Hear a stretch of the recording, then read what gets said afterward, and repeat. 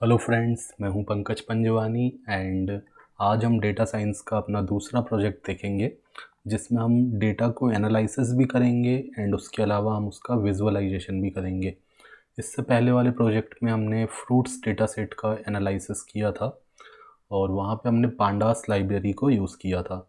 But आज के video में हम जो ये वाला सेकंड प्रोजेक्ट रहेगा उसमें हम पांडास के अलावा सीबॉर्न का भी यूज़ करेंगे एंड मैटप्लॉटलिब का भी यूज़ करेंगे डेटा को विजुलाइज करने के लिए। तो पिछले वाले प्रोजेक्ट को अगर आपने नहीं देखा है तो उसको देख लीजिए, मैंने काफ़ी डिटेल में उसको बताया था। ठीक है, तो आज हम उसके अलावा कुछ एक्स्ट्रा फंक्शंस देखेंगे एंड ये वाला जो प्रोजेक्ट रहेगा वो काफ़ी बड़ा होने वाला है, तो इसके हो सकता है मुझे 2-3 पार्ट्स बनाने पड़ जाएं।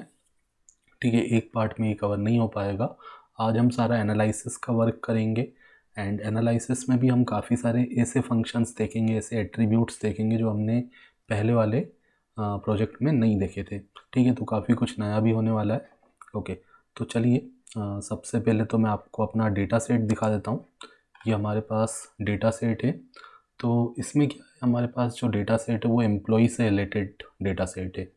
ठीक है, तो ये फिक्शनल डेटा सेट है, मतलब कोई ओरिजिनल नहीं है। ठीक है, तो इसमें एम्प्लॉई का आईडी दिया है, एज दिया है, department, location, education, recruitment, job का लेवल, मतलब वो जैसे कोई भी उसकी अलग अलग तरीके के जॉब हैं डिपार्टमेंट्स में, तो वो किस पोजीशन पे है। ठीक है, उसका लेवल क्या है। ठीक है, रेटिंग्स, ठीक है, मतलब जो प्रीवियस ईयर की उसकी रेटिंग है कंपनी में वो कितनी है। ऑन साइट, मतलब क्या वो किसी पार्टिकुलर लोकेशन पे जाके काम कर रहा है। ठीक है, क्लाइंट की जो लोकेशन है उस पे जाके काम कर रहा है। अवार्ड्स, उसको कितने अवार्ड्स मिल चुके हैं, सर्टिफिकेशन उसने कितने किए हैं, उसकी एनुअल सैलरी कितनी है एंड फिर उसके बाद क्या वो कंपनी में सेटिस्फाइड है या नहीं है। ठीक है, जिस भी ऑर्गेनाइजेशन में वो काम कर रहा है तो वहाँ पे वो सेटिस्फाइड है या नहीं है। 1 मतलब वो सेटिस्फाइड है, 0 मतलब सेटिस्फाइड नहीं है। तो हमारा जो मेन फोकस रहेगा ना वो सेटिस्फाइड वाले कॉलम पे रहेगा। तो यहाँ पे हम कॉलम वाइज भी एनालिसिस में आपको करके दिखाऊंगा। एक तो हम पूरे डेटा सेट को देखेंगे एक बार एंड उसके बाद मेन हमारा फोकस जो रहेगा सेटिस्फाइड पे रहेगा कि एम्प्लॉई सेटिस्फाइड अगर नहीं है तो उसके क्या रीज़न हो सकते हैं।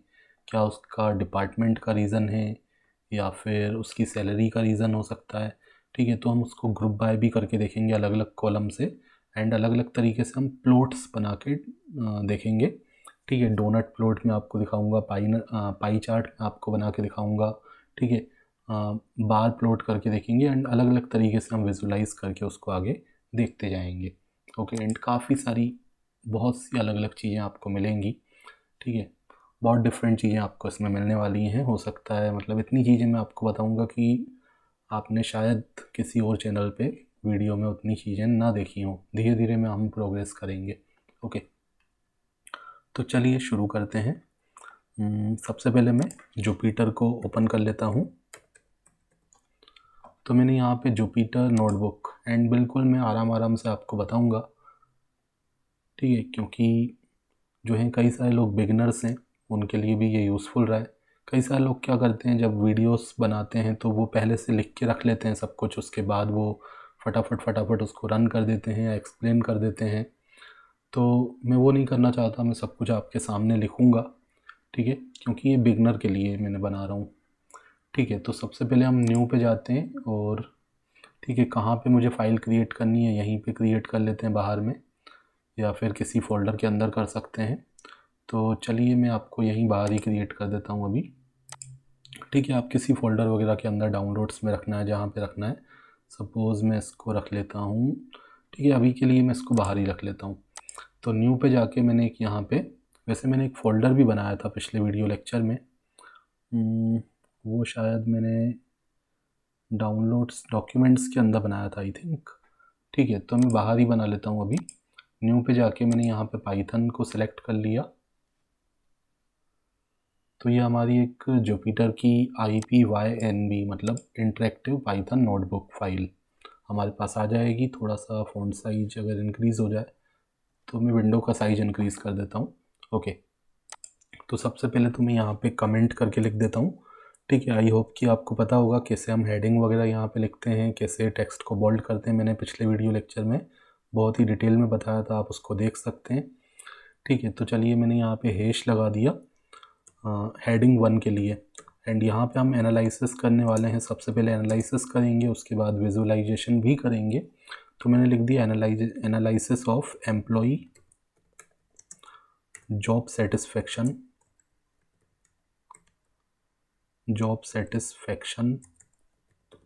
डेटा। ठीक है, analysis of employee job satisfaction data. तो ये जो है इसको मैं एग्जीक्यूट करना चाहता हूँ, बट ये मैं कोड की तरह एग्जीक्यूट नहीं करना चाहता हूँ, इसको मैं एक हेडिंग बनाना चाहता हूँ। तो उसके लिए आपको यहाँ पे मार्कडाउन सेलेक्ट करना पड़ेगा, एंड यहाँ पे हैश का मतलब क्या है, हेडिंग 1। ये हेडिंग 1 के फॉर्म में आ जाएगा।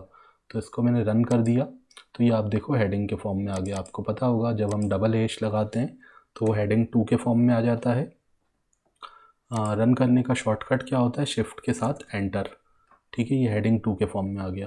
तो जैसा भी आपको रखना हो, मैं इसको हेडिंग 1 के फॉर्म में रख लेता हूँ एंड शिफ्ट के साथ एंटर प्रेस करता हूँ, तो ये हमारी हेडिंग आ गई। ओके, अब सबसे पहले हम अपनी जो भी रिक्वायर्ड लाइब्रेरीज हैं वो इंपोर्ट कर लेते हैं। अभी फ़िलहाल यहाँ पे मैं आपको बहुत ज़्यादा कमेंट्स लिख के नहीं दे रहा हूँ, बट जब मैं आपको फाइनली इसकी जो नोटबुक फाइल है वो मैं आपको प्रोवाइड करूँगा, तो उसमें बाकायदा मैं पूरे कमेंट्स आपको लिख के दूँगा, हर एक चीज़ का यूज़ मैं आपको साइड बाय साइड लिख के दूँगा, ताकि उसको आप कहीं पे भी डिस्प्ले कर पाएँ। ठीक है, कहीं पे भी आप अपने इंटरव्यू में अगर उसको शो करते हैं तो काफ़ी ज़्यादा इम्पेक्ट वहाँ पे आपका रहेगा। ठीक है, तो जब भी आप कहीं पे शो करते हैं ना, एज अ प्रोजेक्ट आप काम करते हैं, तो वहाँ पे आप क्या करते हैं, हर चीज़ को कमेंट के फॉर्म में एक्सप्लेन भी करते जाते हैं। जैसे सबसे पहले हम लाइब्रेरीज इंपोर्ट कर रहे हैं, तो हम लिख सकते हैं यहाँ पे कमेंट करके हम लिख सकते हैं importing the required libraries। ठीक है, ये कुछ कहीं कहीं पे मैं लिख भी दूंगा, बट अभी मैं पूरे तरीके से नहीं लिख रहा हूँ क्योंकि उसमें थोड़ा टाइम कंज्यूम होगा, क्योंकि मैं आपको एक्सप्लेन तो करते ही जा रहा हूँ। तो इस तरीके से आप कमेंट कर सकते हो। पाइथन का कमेंट आपको पता होगा, हैश लगा के आप कमेंट लिखते हो, सिंगल लाइन कमेंट।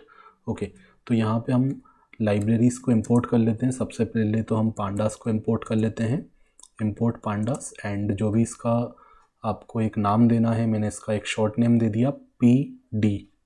ठीक है, पांडास का एक नेम एलियास क्रिएट कर दिया PD। कुछ भी आप नेम एलियास क्रिएट कर सकते हैं। ठीक है, या फिर नहीं करना है तो आप उसको पूरा पांडास लिख के आगे यूज़ कर सकते हैं, या छोटा नाम क्रिएट कर देंगे तो आपके लिए ईजी रहेगा।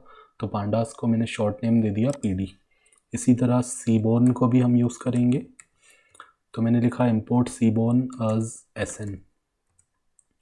देन आफ्टर हम इंपोर्ट कर लेते हैं मैटप्लॉटलिब को, इंपोर्ट मैटप्लॉटलिब, एंड उसके बाद आप क्या लिखते हो, पाईप्लॉट। ठीक है, तो मैटप्लॉटलिब लाइब्रेरी के अंदर पाईप्लॉट जो होता है एक मॉड्यूल होता है। ठीक है, आप बोल सकते हो कि ये सब मॉड्यूल है मैटप्लॉटलिब के अंदर। तो इसकी मदद से हम क्या कर सकते हैं, कई सारे अलग अलग प्लॉट्स क्रिएट कर सकते हैं। जैसे पाई चार्ट प्लॉट क्रिएट कर सकते हो, बार प्लॉट क्रिएट कर सकते हो। ठीक है, तो इस तरीके से कई सारे आप वहाँ पे प्लॉट क्रिएट कर सकते हो, इसकी मदद से विजुअलाइजेशन कर सकते हो डेटा का। ठीक है, तो ये तीनों लाइब्रेरीज इंपोर्ट की। आप यहाँ पे भी कमेंट में बता सकते हो ये लाइन हमने क्यों लिखी है, पांडास लाइब्रेरी को इंपोर्ट करने के लिए। जैसे मैंने लिखा to import this line is for import the pandas library. ठीक है, इससे आप सभी को एक्सप्लेन कर सकते हो। ओके, तो फ्रेंड्स जॉब सेटिस्फेक्शन को हम एनालाइज क्यों कर रहे हैं, क्योंकि कंपनी क्या चाहती है कि जो हमारे पास एम्प्लॉयज़ हैं वो सेटिस्फाई हों, कि मतलब रिटेंशन इंक्रीज़ हो हम चाहते हैं। ठीक है, एम्प्लॉय रिटेंशन का मतलब क्या होता है कि जो भी बंदा कंपनी में काम कर रहा है वो कंटिन्यू काम करता रहे, ऐसा ना कि वो कुछ टाइम काम करके वो चले गया। ठीक है, ऐसा ना हो। तो हम रिटेंशन को इंक्रीज़ करना चाहते हैं, मतलब वो हमारी कंपनी में बना रहे, क्योंकि कोई भी कंपनी जब एम्प्लॉयज़ को हायर करती है तो उसके लिए वो काफ़ी इन्वेस्टमेंट करती है। ठीक है, उसको वो सबसे पहले तो कैंपस वगैरह ऑर्गेनाइज़ किए जाते हैं। ठीक है, कॉलेजेस में या फिर अलग अलग कहीं पे भी ऑन कैंपस होता है, या रिक्रूटमेंट वॉक इन जो भी होता है, तो उनके थ्रू एम्प्लॉयज़ को हायर किया जाता है। उसमें भी काफ़ी ज़्यादा कंपनी का इन्वेस्टमेंट होता है। एंड उसके अलावा जो कंपनी उनको ट्रेनिंग प्रोवाइड करती है, सिखाती है काम करने से पहले, तो वहाँ पे भी काफ़ी सारा इन्वेस्टमेंट होता है। ठीक है, तो कंपनी चाहेगी कि जो भी हमारे एम्प्लॉयज़ हैं वो लंबे समय तक हमारी कंपनी से जुड़े रहें, क्योंकि फिर नए लोग आएंगे तो फिर उनको जीरो से सिखाना पड़ेगा। ठीक है, तो रिटेंशन को हमें इंक्रीज़ करना होता है। ठीक है, तो ये सारी चीज़ें मैंने यहाँ पे लिखी भी हुई हैं, कॉलम्स को भी एक्सप्लेन किया हुआ है। ठीक है, एंड यहाँ पे सब डेफिनेशन भी मैंने बताया हुआ है, तो ये भी मैं आपको प्रोवाइड कर दूँगा नोट्स के फॉर्म में। अभी मुझे इसको कंप्लीट करना है, ये सब भी मैं आपको कंप्लीट करके इसी वीडियो के डिस्क्रिप्शन में प्रोवाइड कर दूँगा। ठीक है, तो हमारा मेन इसमें क्या टारगेट है, ऑप्टिमाइज़ एम्प्लॉय रिटेंशन। ठीक है, रिटेंशन को हमें इंक्रीज़ करना है ताकि जो एम्प्लॉयज़ हैं वो हमारी कंपनी में रहें। एंड एट्रीशन रेट को कम करना है। एट्रीशन रेट क्या होता है, जो एम्प्लॉय अचानक कंपनी छोड़ के चले जाते हैं। ठीक है, तो उससे कंपनी को काफ़ी ज़्यादा लॉस होता है। ठीक है, तो रिटेंशन को इंक्रीज़ करने के लिए हमें यहाँ पे एनालिसिस करना है कि जो एम्प्लॉयज़ हैं वो सेटिस्फाइड हैं या नहीं हैं, क्यों नहीं है सेटिस्फाइड, उसको हम आइडेंटिफाई करने की कोशिश करेंगे। ओके, तो चलिए ये तीनों हमने लाइब्रेरीज इंपोर्ट करवा ली। एंड उसके बाद सबसे पहले हम क्या करते हैं, लाइब्रेरीज इंपोर्ट करने के बाद हम अपने डेटा सेट को यहाँ पे रीड करके लाएंगे। ठीक है, तो डेटा सेट को रीड करने के लिए आप क्या करोगे, पहले तो इसको एग्जीक्यूट कर देते हैं। तो ये एग्जीक्यूट हो गया सक्सेसफुली। एंड उसके बाद हम लिखते हैं pd.read_csv। ठीक है, तो हम अपनी CSV फाइल को रीड करेंगे। एंड यहाँ पे हमने R लगा दिया। R का मतलब क्या है कि जो स्ट्रिंग हम देंगे, यहाँ पे जो लोकेशन देंगे, उसमें जो भी स्लैश कैरेक्टर देंगे ना, ठीक है, तो वो उसको एज अ एस्केप सीक्वेंस ना समझे। ठीक है, उसको एक रो स्ट्रिंग के फॉर्म में ले, तो यहाँ पे हमें R लिखना पड़ता है। अब हमें देखना पड़ेगा कि हमारा जो डेटा सेट है वो कहाँ पे है। तो मेरा जो डेटा सेट है वो मैंने एक फ़ोल्डर के अंदर रखा हुआ है। डेस्कटॉप पे एक फ़ोल्डर है डेटा साइंस नाम का, उसके अंदर एक एम्प्लॉई फ़ोल्डर है, उसके अंदर ये मेरी फ़ाइल है employee.csv। तो ये लोकेशन में यहाँ से कॉपी कर लेता हूँ एंड यहाँ पे आके मैं इसको पेस्ट कर लेता हूँ। ठीक है, फ़ाइल का नाम भी मुझे पेस्ट करना पड़ेगा। तो मेरी जो फ़ाइल है उसका नाम है employee.csv। स्लैश लगा के मैंने लिखा employee.csv। ठीक है, CSV फाइल मतलब कॉमा सेपरेटेड। ठीक है, जो कॉमा सेपरेटेड फाइल रहती है, कॉमा सेपरेटेड वैल्यूज़। तो ये फाइल रीड होके आएगी हमारे पास, तो उसको हम किसी वेरिएबल में रिसीव कर लेते हैं। तो मैंने एक वेरिएबल बना लिया डेटा नाम का। ठीक है, जो भी आपको अपने डेटा फ्रेम वेरिएबल का नाम देना हो दे सकते हो। ठीक है, मैंने डेटा नाम दे दिया एंड इसको मैंने रन किया, तो ये भी सक्सेसफुल एग्जीक्यूट हो गया। अब एक बार हम अपने डेटा सेट को देख लेते हैं। तो मैंने डेटा लिख के शिफ्ट एंटर किया, तो सक्सेसफुली हमारा डेटा रीड होके आ चुका है। एंड यहाँ पे आप देख रहे हो डेटा लिखने से क्या हुआ, जो डेटा फ्रेम है हमारा, डेटा फ्रेम का जो नाम है, तो उसका नाम जब हमने लिखा तो शुरू की जो 5 रोज़ रहेंगी वो आ जाएंगी एंड लास्ट की जो 5 रोज़ रहेंगी वो आ जाएंगी। तो यहाँ पे आपको एक आइडिया मिल जाएगा अपने डेटा का कि किस तरीके का आपका डेटा है, कहाँ कहाँ पे न्यूमेरिक वैल्यूज़ है, कहाँ पे आपका स्ट्रिंग टाइप का डेटा है, मतलब ऑब्जेक्ट टाइप का डेटा है, एंड कितनी रोज़ हैं कितने कॉलम्स हैं वो भी आपको इन्फॉर्मेशन यहाँ पे मिल जाती है। ओके, तो डेटा से क्या हुआ, जब हम डेटा फ्रेम का नाम लिखते हैं तो ये सारी चीज़ें आपको पता होनी चाहिए। इंटरव्यू में ये क्वेश्चंस पूछे जा सकते हैं। डेटा फ्रेम का नाम लिख के जब आप एग्जीक्यूट करोगे तो कितने रिकॉर्ड्स आपके पास आते हैं, 10 रिकॉर्ड्स, शुरू वाले 5, लास्ट वाले 5। अगर आपको स्टार्टिंग के 5 रिकॉर्ड्स चाहिए तो आप क्या करोगे, डेटा डॉट हेड लिखोगे। तो डेटा डॉट हेड लिख के जब आप एग्जीक्यूट करोगे तो स्टार्टिंग के 5 रिकॉर्ड्स आपको मिल जाते हैं। इसी तरह आपको लास्ट के रिकॉर्ड्स चाहिए तो आप क्या यूज़ करते हो, डेटा डॉट टेल का यूज़ करते हो। ठीक है, तो ये सब कमेंट में आप बता सकते हो टू शो टॉप 5 रिकॉर्ड्स। इसी तरह नीचे के रिकॉर्ड्स दिखाने लास्ट वाले, तो आप डेटा डॉट टेल का यूज़ कर लोगे। ठीक है, तो ये लास्ट वाले 5 रिकॉर्ड्स आ गए। ठीक है, ये सारी चीज़ें मैं आपको पिछले वीडियो लेक्चर में बता चुका हूँ। आपको अगर लास्ट के 2 रिकॉर्ड्स देखने तो आप यहाँ पे नंबर स्पेसिफाई कर सकते हो। तो आपने 2 लिखा तो लास्ट के 2 रिकॉर्ड्स आपको यहाँ पे मिल गए। ठीक है, एंड अब हम उसकी डेटा, हमारा जो डेटा है उसकी इन्फॉर्मेशन देख लेते हैं। तो हमने यहाँ पे लिखा डेटा डॉट इन्फो।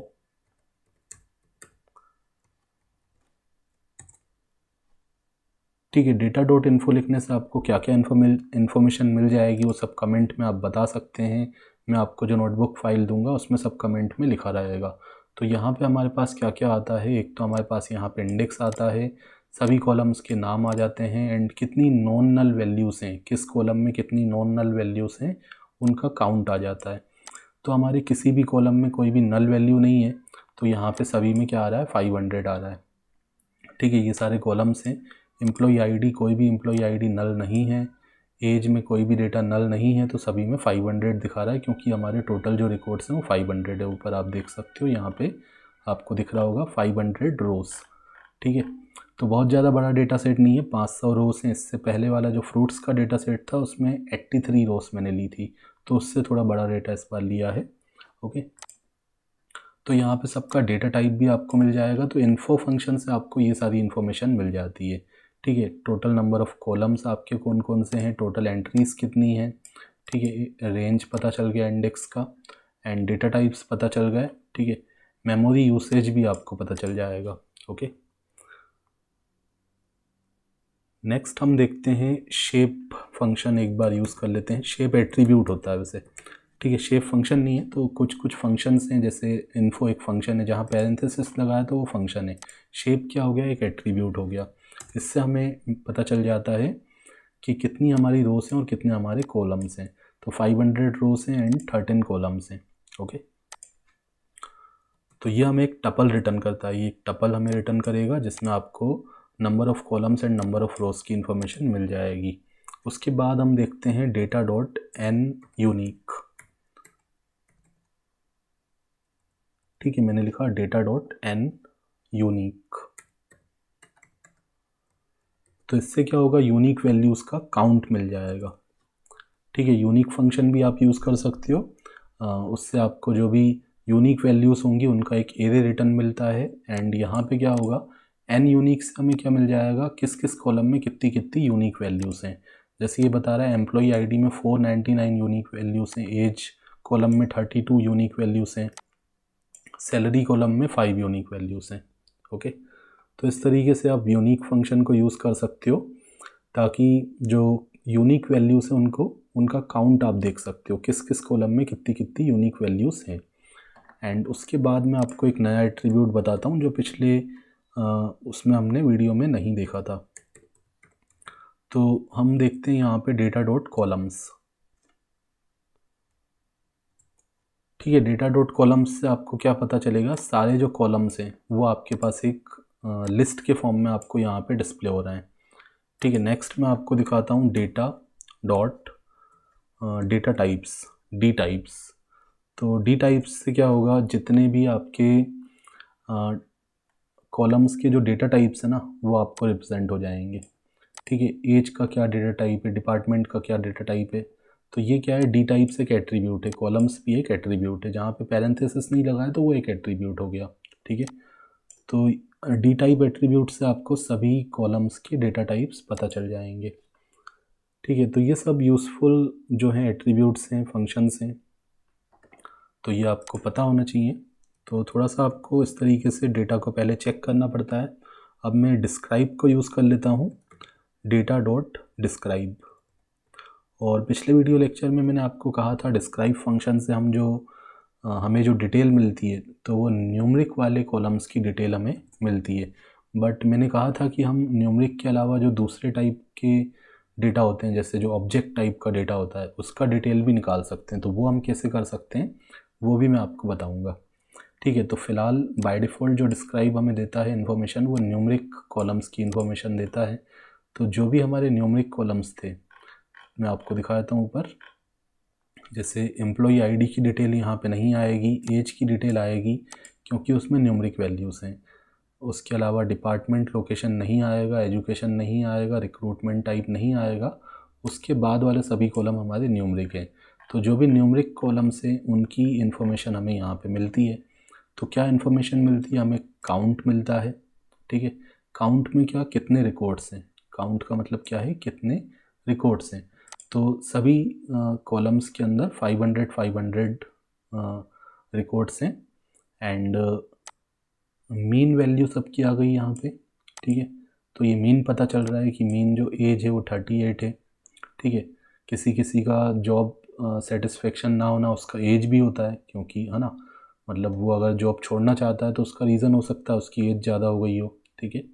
तो ये भी रीज़न हो सकता है, वो भी हम यहाँ पे ग्रुप बाय सब आगे करके देखेंगे, ठीक है। सेटिस्फाइड वाले कॉलम को हम सभी से ग्रुप करके देखेंगे। स्टैंडर्ड डिविएशन आ गया, मिनिमम वैल्यू क्या है, ठीक है। मिनिमम एज जो है यहाँ पे 23 है, मैक्सिमम 54 भी है, ठीक है। एंड जॉब लीवल यहाँ पे दिखा रहा है मिनिमम कितना है। फिर ये परसेंटाइल आ गया, 25 percentile, 50 percentile, 75 percentile. Max value किस कॉलम में कितनी है वो आ गई, ओके। तो इस तरीके से आप डेटा डॉट डिस्क्राइब का यूज़ करके, जो बाय डिफ़ॉल्ट क्या होता है न्यूमरिक कॉलम्स होते हैं उनका डिस्क्रिप्शन आपको मिल जाता है। एंड उसके बाद में यहाँ पे आपको बताता हूँ डेटा डॉट डिस्क्राइब, बट इस बार मैं आपको बताता हूँ कि कैसे हम जो हमारे डिफरेंट टाइप ऑफ वैल्यूज़ हैं, जैसे देखो यहाँ पे टाइप क्या दिख रहा है, या तो इंटीजर दिख रहा है या तो ऑब्जेक्ट दिख रहा है। अब ये जो ऑब्जेक्ट टाइप वाले हमारे कॉलम्स हैं उनको हमें डिस्क्राइब करना है, तो उसके लिए आपको लिखना पड़ता है इंक्लूड इक्वल टू ऑब्जेक्ट, ठीक है। ये हमने पिछले वीडियो लेक्चर में नहीं देखा था, ठीक है। तो ये मैं आपको जैसे जैसे वीडियोस नए नए आते जाएंगे ना, तो नई नई इन्फॉर्मेशन मैं आपको देते जाऊंगा। तो मैंने यहाँ पे लिखा data dot describe include equal to object. अब इसमें आप देखो, इसको जो ये डिस्क्राइब करता है तो कुछ अलग तरीके से करता है। ऊपर क्या था, काउंट था, मीन था, स्टैंडर्ड डिविएशन था, मिनिमम था, परसेंटाइल था, मैक्स था। बट यहाँ पे क्या है, यहाँ पे क्योंकि स्ट्रिंग टाइप का डेटा दिखा रहा है हमें, स्ट्रिंग टाइप के डेटा को डिस्क्राइब कर रहा है, तो यहाँ पे काउंट बताएगा, यूनिक बताएगा, टॉप बताएगा एंड फ्रीक्वेंसी बताएगा, ठीक है। काउंट मतलब किस किस कॉलम में कितनी कितनी वैल्यूज़ हैं एंड यूनिक वैल्यूज़ कितनी हैं। तो एम्प्लॉई आईडी में 499 यूनिक वैल्यूज़ हैं, ठीक है। बट ये तो गलत है, एम्प्लॉई आईडी तो सबका अलग अलग होना चाहिए। तो मतलब कोई एम्प्लॉई आईडी हमारे डेटा सेट में हमें ऐसा दे दिया है कि जो डुप्लीकेट है, मतलब जो दो दो बार यूज़ किया है, ठीक है। हालांकि ये डेटा जो है मैंने केगल से डाउनलोड किया है, ठीक है। ये आप देख सकते हो, मोहम्मद हैरिस करके है। हालांकि मैं डिस्क्रिप्शन में आपको लिंक दे दूंगा, ठीक है। तो वहाँ से आप इसको डाउनलोड कर सकते हो। तो ये लिखा है पूरा फिक्शनल डेटा है, कोई मतलब रियल कहीं से नहीं लिया हुआ किसी ऑर्गेनाइजेशन से।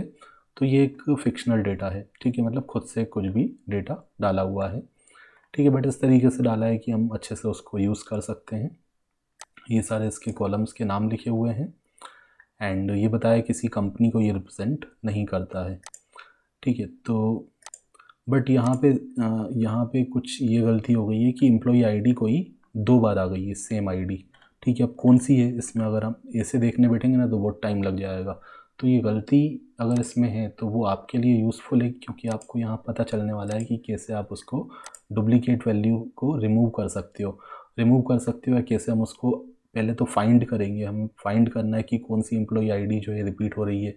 फिर हम क्या कर सकते हैं, हम या तो उस कॉलम रो को हटा दें, या तो फिर हम क्या कर सकते हैं कि उस पार्टिकुलर आईडी को मैं चेंज कर दूंगा, ठीक है। एक आईडी को मैं चेंज कर दूंगा तो सारी की सारी 500 आईडी अलग अलग हो जाएंगी। हमें आईडी तो एटलीस्ट अलग रखना चाहिए, ठीक है। तो सबसे पहले तो पता करते हैं, ठीक है। तो ये आपको समझ में आया, काउंट एंड यूनिक वैल्यूज़, किसमें कितनी यूनिक वैल्यूज़ हैं। टॉप टॉप का मतलब क्या है कि मतलब कौन सी वैल्यू सबसे ज़्यादा आ रही है। जैसे डिपार्टमेंट कॉलम में परचेसिंग वाली वैल्यू जो है वो सबसे ज़्यादा आ रही है। परचेसिंग डिपार्टमेंट की एंट्री जो है सबसे ज़्यादा है, कितनी बार है 109, ठीक है। 109 बार अकेला परचेसिंग वहाँ पे वैल्यू दी हुई है डिपार्टमेंट कॉलम में। लोकेशन कॉलम में सिटी वाली जो एंट्री है वो 259 है। एजुकेशन में पीजी जो है 254 टाइम्स है। रिक्रूटमेंट टाइप में ऑन कैंपस की जो वैल्यू है वो सबसे ज़्यादा है, कितनी है 133। आप देख सकते हैं इस तरीके से हमारा जो डेटा था इस तरीके से था।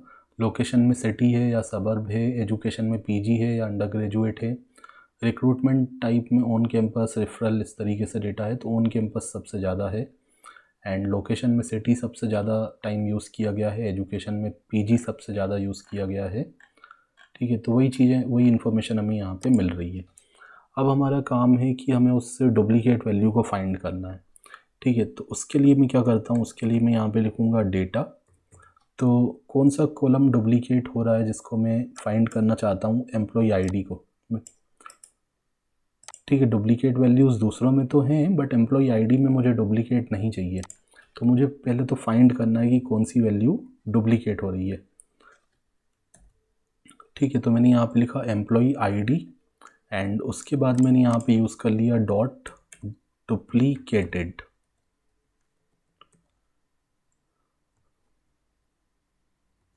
ठीक है, अब ये हमारा, इसको मैं रन करके देखता हूँ। तो अब ये क्या होगा, इस तरीके से फॉल्स फॉल्स के फॉर्म में दिखा देगा, फॉल्स ट्रू के फॉर्म में दिखाएगा।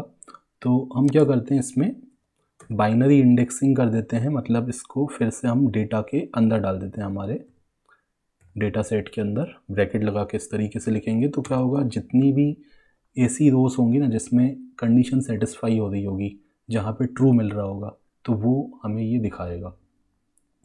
ठीक है, तो इसने बता दिया कि जो ये वाली वैल्यू है MKT7287 ये डुप्लीकेट हो रही है। ठीक है, तो ये तो एक ही बार इसने दिया, तो ये डुप्लीकेटेड जो है ना, ये एक ही बार हमें देता है, मतलब पहले वाले को छोड़ देता है बाय डिफ़ॉल्ट। या क्या करता है ना, पहले वाले को छोड़ देता है, उसके अलावा बाकी सब जो डुप्लीकेट हो रहे हैं उनको दिखा देता है।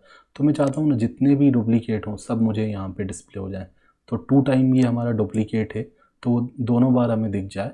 तो उसके लिए मैं यहाँ पे क्या लिख दूंगा, कीप इक्वल टू फॉल्स। ठीक है, तो ये कीप इक्वल टू फॉल्स लिखने से क्या होगा ना, ये जितनी भी डुप्लीकेट वैल्यूज़ हैं उनको ट्रू मार्क कर देगा, एंड जितनी भी ट्रू मार्क वाली वैल्यूज़ होंगी, रोज होंगी, वो सब हमें रिटर्न होंगी। तो यहाँ पे मैं इसको दोबारा रन करता हूँ। ठीक है, तो यहाँ पे इसने दिखा दिया, ये 2 रोज, 2 एंट्री इसकी दी हुई है MKT7287 की, तो ये 2 बार दिया हुआ है। ठीक है, तो इस तरीके से आप डुप्लीकेट वैल्यूज़ को फाइंड कर सकते हो। ठीक है, कीप इक्वल टू फॉल्स लिखोगे तो ये आपको सभी रिकॉर्ड्स दिखा देगा, मतलब जितने भी डुप्लीकेट हो रहा है ना उन सबको ये ट्रू सेट मार्क कर देगा। एंड ट्रू मार्क कर देगा तो इसका काम क्या होता है, बुलियन इंडेक्सिंग का काम क्या होता है, जहाँ पे भी ट्रू मिलता है वो सारे रिकॉर्ड्स ही हमें डिस्प्ले कर देता है। ठीक है, तो अब हम किसी एक को ना चेंज कर देते हैं। जैसे मैं चाहता हूँ कि 215 इंडेक्स पे जो डेटा है एम्प्लॉय आईडी का वो चेंज हो जाए, तो इसको हम चेंज कर देते हैं। कैसे चेंज करेंगे, सबसे पहले हम डेटा फ्रेम का नाम लिखेंगे, फिर हम लोकेशन लिखेंगे, देन आफ्टर मैंने यहाँ पे बता दिया 215। अब ये क्या है, 2 डायमेंशनल है, ये डेटा फ्रेम है, इसमें रो नंबर भी है, कॉलम नंबर भी है। ठीक है, तो हमें दोनों चीज़ें स्पेसिफाई करनी पड़ेंगी। तो रो नंबर स्पेसिफाई किया, उसके बाद कॉलम नंबर, जैसे एम्प्लॉय आईडी, कॉलम का नाम क्या है, EMP ID, सिंगल कोट्स या डबल कोट्स में लिखना पड़ेगा, EMP_ID। एंड तो ये हमने रो और कॉलम दोनों बता दिए इसके। एंड रो मतलब 215 नंबर इसका इंडेक्स है, ये रो हो गया, एंड एम्प्लॉय आईडी इसका कॉलम हो गया। अब यहाँ पे इसकी वैल्यू में चेंज कर देता हूँ। जैसे पहले क्या दिया हुआ था, MKT7287 दिया हुआ था, तो मैं अभी इसको चेंज कर देता हूँ, 7000 कर देता हूँ। ठीक है, तो आई थिंक ये वैल्यू पहले नहीं होगी, तो ये मैं डाल देता हूँ, शिफ्ट के साथ एंटर करता हूँ। ठीक है, अब मैं एक बार फिर से इसको चेक कर लेता हूँ, मतलब ये हमने चेंज किया है, तो हमारा डेटा फ्रेम एक बार अब कैसा डिस्प्ले हो रहा है उसको मैं देख लेता हूँ। ठीक है, या फिर हम इसको देख लेते हैं एक बार फिर से, डेटा डॉट डिस्क्राइब करके देख लेते हैं। ठीक है, तो डेटा डॉट डिस्क्राइब करके मैंने देखा, तो अब यहाँ पे देखो यूनिक वैल्यूज़ आ गई 500। पहले यूनिक वैल्यूज़ कितनी थी, 499 दिखा रहा था, क्योंकि एक जो वैल्यू थी वो 2 बार आ रही थी। बट अब यहाँ पे भी 500 आ गया, मतलब सभी वैल्यूज़ अब यूनिक हो चुकी हैं एम्प्लॉय आईडी के अंदर। ओके,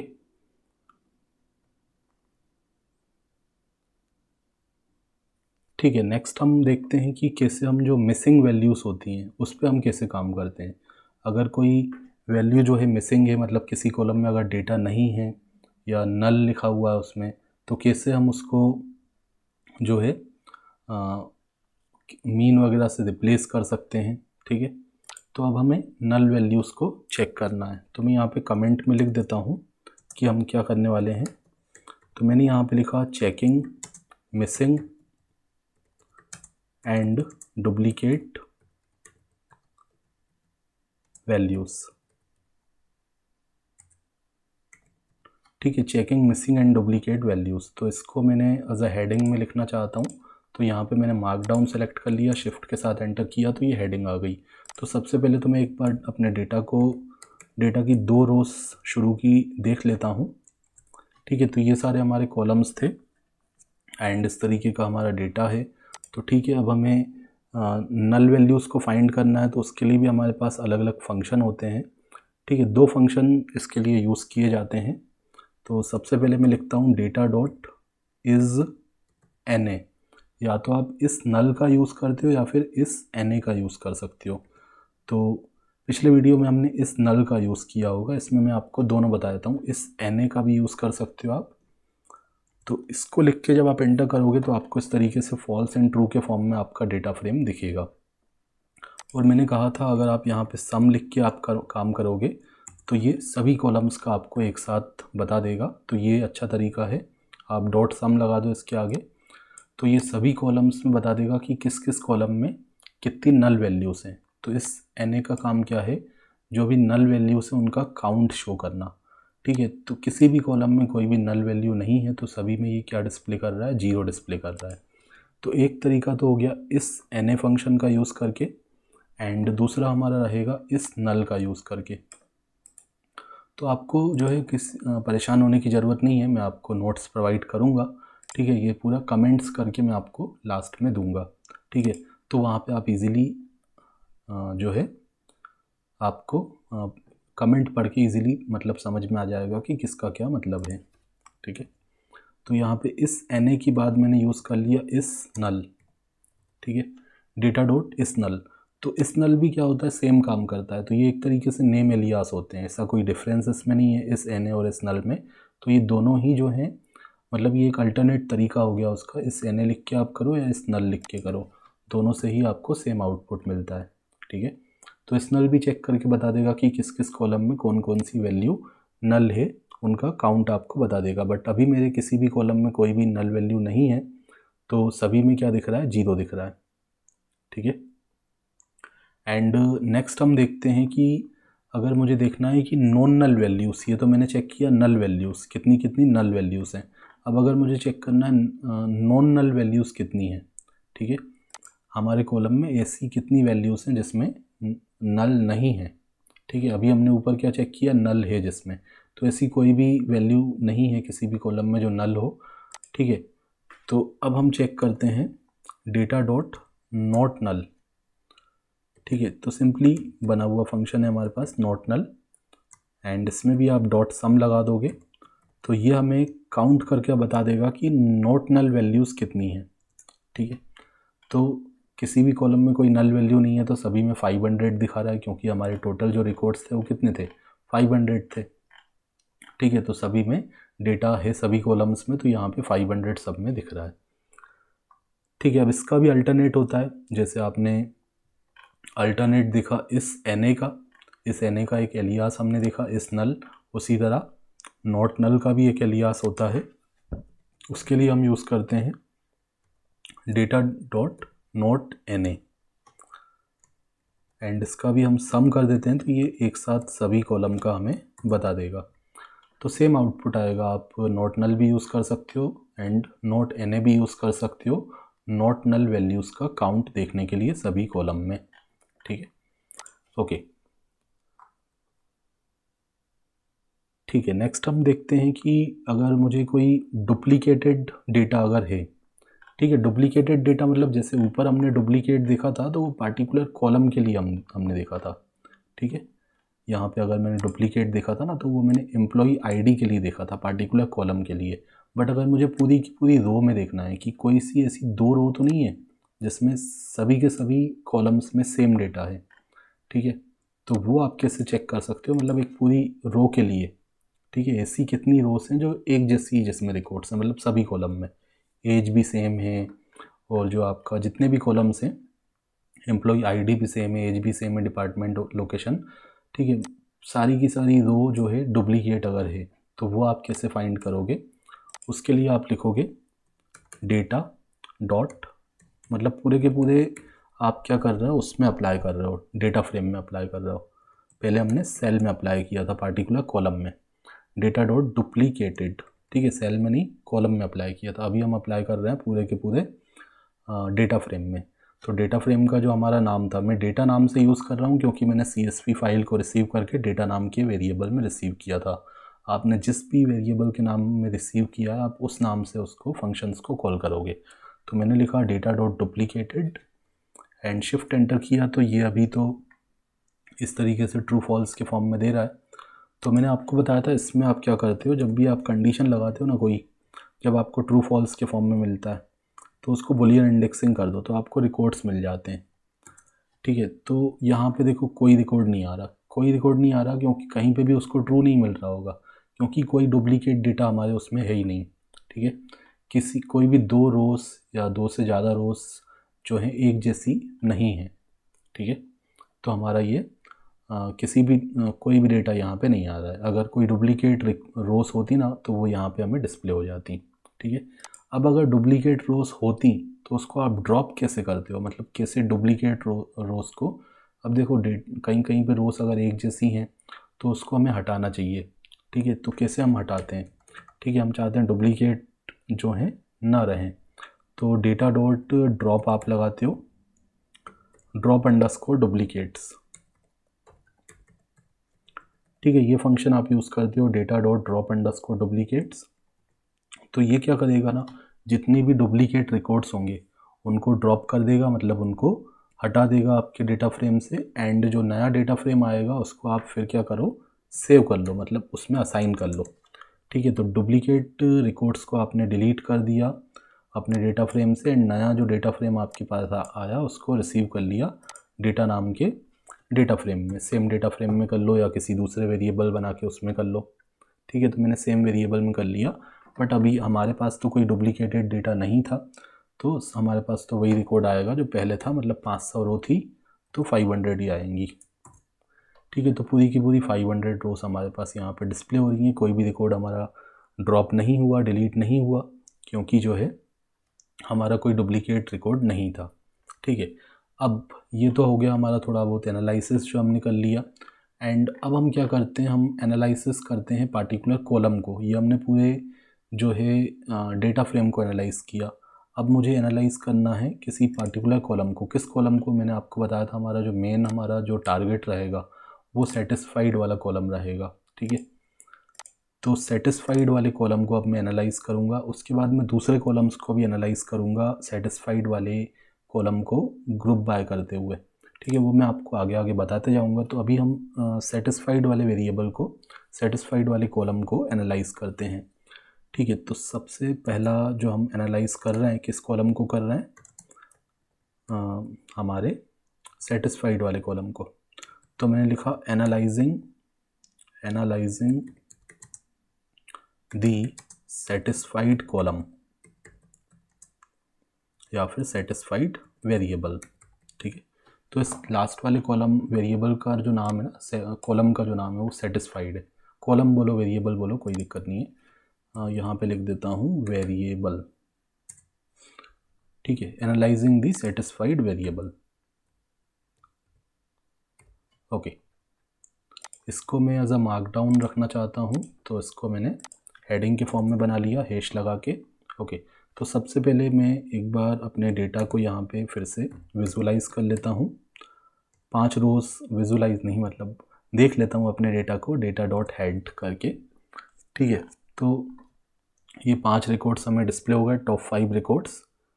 एंड उसके बाद मैं अगर यूनिक वैल्यूज़ देखना चाहता हूँ हमारे जो हैं पार्टिकुलर कॉलम में, सेटिस्फाइड वाले कॉलम पे हम काम कर रहे हैं, तो सेटिस्फाइड वाले कॉलम पे मैं देखता हूँ कितनी यूनिक वैल्यूज़ हैं। तो मैंने लिखा डेटा। अब मैं डेटा डॉट डायरेक्ट यूनिक नहीं लिखूँगा, अब मैं कॉलम का नाम बताऊँगा, ठीक है। तो मैंने लिखा सेटिस्फाइड। अभी मैं आपको परसेंटेज भी कैलकुलेट करके दिखाऊंगा कि जैसे आप देख रहे हो ना, सेटिस्फाइड कॉलम में आपको 2 ही वैल्यूज़ दिख रही हैं, 0 और 1। 1 मतलब कि वो जो पर्सन है, जो एम्प्लॉई है, वो सेटिस्फाइड है अपने काम से, ठीक है, जॉब से सेटिस्फाइड है। जो भी उसको एम्प्लॉई मतलब जो भी उसको सैलरी मिल रही है, जो जिस भी डिपार्टमेंट में है, वो अपने काम से सेटिस्फाइड है, वो कंपनी नहीं छोड़ना चाहता। ठीक है। एंड 0 मतलब वो सेटिस्फाइड नहीं है, वो कभी भी कंपनी छोड़ सकता है। ठीक है। तो यहाँ पे हमने लिखा data satisfied dot unique,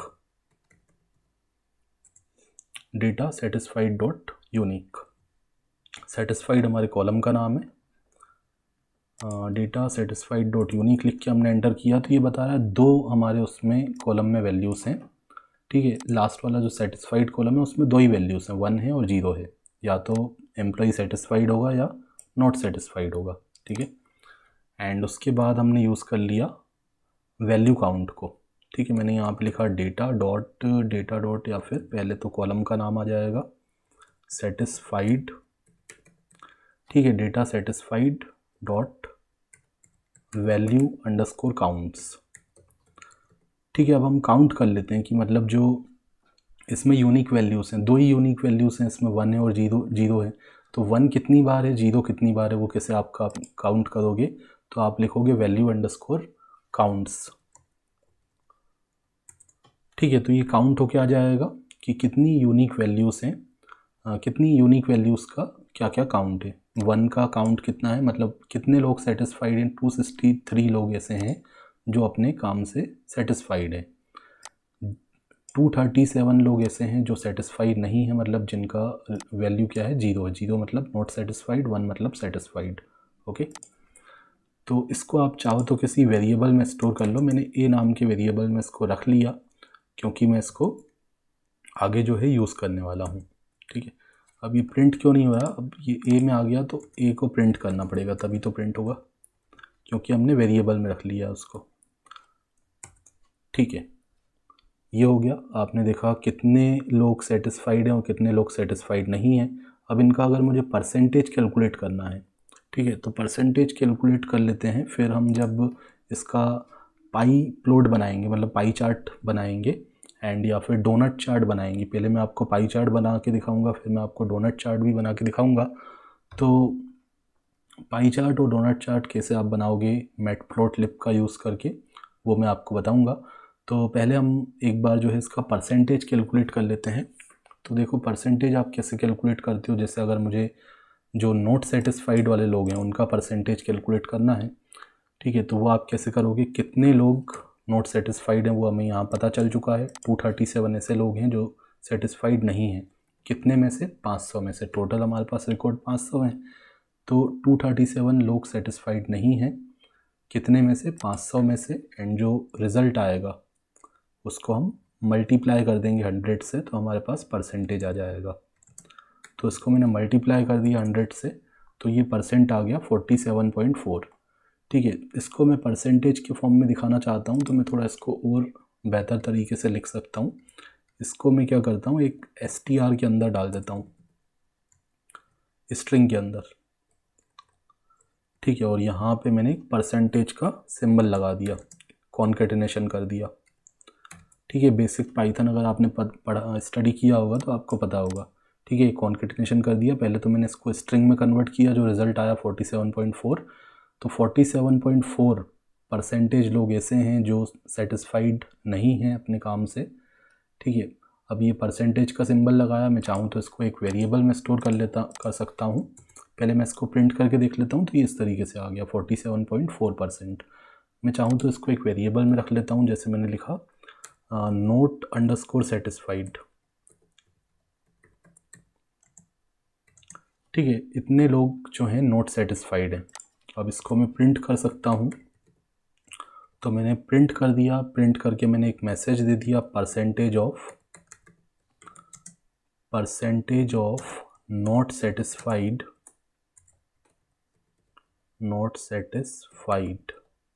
employees. ठीक है। एंड इस वेरिएबल को मैंने यहाँ पे प्रिंट कर दिया, नोट अंडरस्कोर सेटिस्फाइड, कॉमा लगा देता हूँ। एंड यहाँ पे मैंने लिखा नोट अंडरस्कोर सेटिस्फाइड। ठीक है। अब मैं इसको एंटर करता हूँ तो आप देखो ये परसेंटेज यहाँ पे डिस्प्ले हो गया। इसी तरह सेटिस्फाइड लोग कितने हैं, मतलब ऐसे कितने रिकॉर्ड्स हैं जिसमें वैल्यू 1 है, उसका परसेंटेज हम देख लेते हैं। वैल्यू तो हमने देख ली 263 ऐसी वैल्यूज़ हैं, तो इनका परसेंटेज यहाँ पे आ जाएगा। तो यहाँ पे मैंने लिखा एम्प्लॉई सेटिस्फाइड। ठीक है, ऐसे कितने एम्प्लॉयज़ हैं जो सेटिस्फाइड है, एम्प्लॉई सेटिस्फाइड या सेटिस्फाइड एम्प्लॉई, जो भी आपको इसका नाम देना हो। सेटिस्फाइड एम्प्लॉई कितने हैं, तो ऐसे कितने लोग थे जो सेटिस्फाइड हैं, मतलब 1 का काउंट कितना है 263, तो 263 लोग ऐसे हैं 500 में से जो सेटिस्फाइड हैं। तो यहाँ आपको पता होगा कितने में से कितना मल्टीप्लाई 100 परसेंटेज आ गया, एंड परसेंटेज का साइन भी आ जाए आउटपुट में, तो इसीलिए मैंने इसको कॉन्केटिनेशन कर दिया परसेंटेज के साइन से। एंड यहाँ पर लिखा मैंने परसेंटेज ऑफ सेटिस्फाइड एम्प्लॉयज़, तो इतने लोग हमारे सेटिस्फाइड हैं, तो ये मैंने यहाँ पे प्रिंट कर दिया सेटिस्फाइड अंडरस्कोर एम्प्लॉई। ठीक है, तो ये 52.6% लोग जो हैं सेटिस्फाइड हैं। ये 52 था एंड ये 47 प्लस 52 कितना हो गया 99 हो गया, एंड ये 4 और 6 मिला के टोटल 100% हो गया। ठीक है, अब नेक्स्ट हमारा टास्क क्या रहेगा, अब हमें जो है विजुअलाइजेशन करना है इस कॉलम का, तो वो मैं आपको नेक्स्ट वीडियो में बताऊंगा कैसे। मैं आपको पाई चार्ट बना के दिखाऊंगा, फिर मैं आपको कैसे उसको डोनट चार्ट में कन्वर्ट करके दिखाऊंगा। ठीक है, तो मिलते हैं नेक्स्ट वीडियो लेक्चर में। Thanks for watching.